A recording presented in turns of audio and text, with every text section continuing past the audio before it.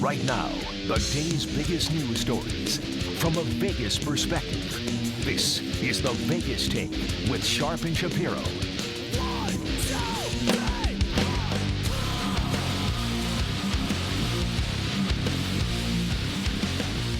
All right, what's up, Las Vegas? It is the Vegas Take on a Tuesday. So glad you could join us. And broadcasting live, once again, ladies and gentlemen, this might not be a surprise to you, but from my kitchen table. That's right. We got a lot going on, a lot of very special guests, and let's get right into it. Coming up here at the bottom of the hour, we're going to speak to Amber Athey from The Spectator. What a troubling story coming out of China. Apparently, China sold back protective gear that Italy gave to them. This is wild. We're going to get to that coming up at the bottom of the hour. Oh, yeah, Grisham, another White House press secretary, is gone. They've gone through 3 of them right now. We'll explain to you why coming up in a little bit. And you're not going to believe, well, or maybe you will, President Trump's economic advisor, Peter Navarro, warning the president in January about how serious this pandemic could be. So no more excuses about how the president didn't know how serious this thing could have actually gone to where we are right now. And where we are right now, we're over 11,000 deaths, over 369,000 cases in this country. And again, yesterday, the deadliest day for New York since this whole thing started. Coming up in hour number 2, we're going to get to this miracle drug that everybody's talking about. And guess who the president is listening to? We're learning a story. Now first I used to call her the racist Laura Ingraham. Well, now she's Dr. Laura Ingraham because she took a visit to the White House to talk to President Trump about these drugs, which is unbelievably ridiculous. So we'll get to that coming up in hour number 2. Hour number 3, City Councilman Cedric Creer will be joining us from Ward 5. He's going to talk a little bit, of course, about the city response and homeless shelters. And really looking forward to having this guy on the show. You know, I grew up idolizing the Howard Stern show when I was a kid. And as you know, Howard Stern has said some negative things about Donald Trump over the course of the last few weeks. He's pretty much kept silent because Trump has always been his friend. So like I said, I grew up watching the Howard Stern show, and this guy was a huge part of the show. He was on it for decades. Jackie Martling, also known as Jackie the Joke Man, will be joining us coming up in the 11:30 hour. So I didn't really talk about this yesterday because I wanted to wait until my results came back, but I was tested for the coronavirus. Friday, I wasn't feeling very good. I didn't have a fever.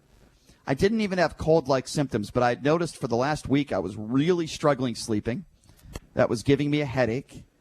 And I had some minor, I would call it minor chest discomfort. It didn't hurt. I wasn't really having problems breathing. But I was just, in some discomfort. I just wasn't feeling good. I didn't feel like myself, and I knew something was wrong. So Friday afternoon after the show, I decided to go to a quick care because I figured better safe than sorry.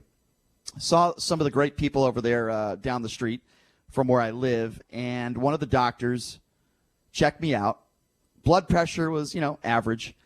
But I did have a minor cough, and I thought that was allergies because every year at this time I'm usually coughing a little bit because I do suffer from some allergies from the pollen. So the doctor suspected that a lot of my issues were due to the fact that I wasn't sleeping good. So he gave me some sleeping medication. He was certainly right about that because I've been sleeping a lot better the last couple of days, and I feel a lot better. But he said for precautionary measures, what do you think about getting tested for the coronavirus? I was actually surprised he said that. It wasn't my objective to get tested. But since he offered it to me, I said I might as well take advantage of that and do it. So I did. Now, in this quick care located in Summerlin, they did not have any of the tests there. They said they ran out. So the way it worked was they gave me the number and an address of another quick care where I had to call in advance and make an appointment, which I did. It was very simple. So I called up, I made an appointment, and they said park in the back of the complex and park in one of the numbered parking lot spots. Call this number when you get there, and we'll test you. So I really didn't know what to expect. So I parked in this lot, and a friend of the show, Chris Wynn, was videoing the whole thing. And I parked back there, and the first thing I noticed was that I was the only one there. The entire lot was empty, which surprised me. I was the only person in the lot. A nurse came out within 5 minutes, in the hazmat suit and everything, and obviously, I don't blame her. So I thought they swabbed your mouth. I didn't know that they take this swab, which is about, I would say, a good more than a foot long. And I thought they just maybe go into your nostril. She takes the swab, and she warns me beforehand. And she takes the swab, and she puts the whole swab in my nose, and I feel it in my throat. And I have to say, it was extremely uncomfortable and painful. But once she took it out, I felt fine. I wasn't bleeding or anything. The whole thing lasted maybe 10 seconds. She puts it down your nostril without grossing everybody out and twirls it in your throat for a couple seconds. And there's video of this, so in case you do want to see it, we posted it on our Twitter page. We have video of the whole thing where the nurse comes to the side of the car, and I'm asking her some questions, and she does the test. The whole thing took 2 minutes, and the entire video is on our Twitter page, which is at The Vegas Take. So you could check that out for yourself, a firsthand look. If you're scared about getting tested, well, look at what I went through. I can tell you right now, it wasn't that bad. It was bad for like 10 seconds. When, anything goes down your nose, it's not going to feel very comfortable, especially if it's a swab that's being twirled around. So anyway, I got the test done. I'm feeling fine. I'm sleeping better. They gave me some sleeping pills. And they said, well, you're going to get the results within 3 to 4 days. So I'm waiting for the results. So I got tested on Saturday. I went to the Quick Care on Friday, and then I got tested on Saturday. I went to the other Quick Care. And I got a phone call yesterday, which means they found the results in 2 days, which is awesome. They did a really, really good job. I got a call, and I got the phone call that I wanted to get. They said, Brian, you're negative, to probably the dislike of a lot of our listeners. But, yes, I am negative of the coronavirus. But I have to say they did a fantastic job. And the reason why I'm telling my story, well, there's a couple reasons why I'm telling my story. Because I want to educate the people on what it was like for me to go through this coronavirus test. It's not that bad at all. When I went to the first Quick Care, they assume that you have coronavirus, which they should.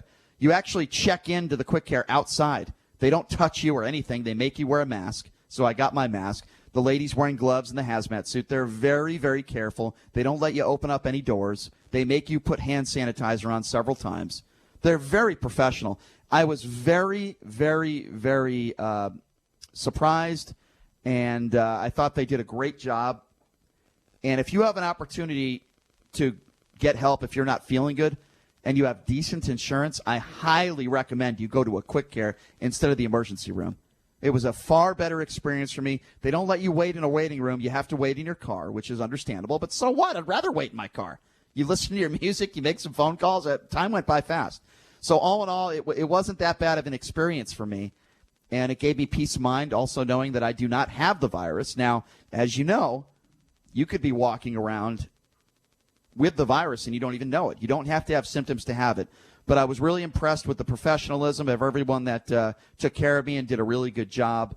There is no reason why, if you are not feeling good and you have a fever, you have some of these serious symptoms, that you don't get checked out and you don't get tested. If anything, it's peace of mind for your family, it's peace of mind for your friends, and it's peace of mind for yourself. So, again, that video is up on our Twitter page. We videoed the whole testing. And, again, check it out. It's at thevegastake.com. Again, it is at thevegastake.com. Or am I saying at thevegastake.com? It's not on our website. It's on our Twitter page, at The Vegas Take. So check us out there. All right, so here's what we're going to do. We're going to take a break, and when we come back, people that say Donald Trump, he didn't know. He didn't know about how serious this could have been. Well, it turns out his economic advisor is the one who warned him about this back in January, and now we have proof. There's a paper trail. We'll talk about that. And why is another White House press secretary gone? This is the third one he's been through in 3.5 years. We'll get to that and much, much more coming up next. You're listening to The Vegas Take right here on the all-new 101.5 FM, 720 AM, KDON.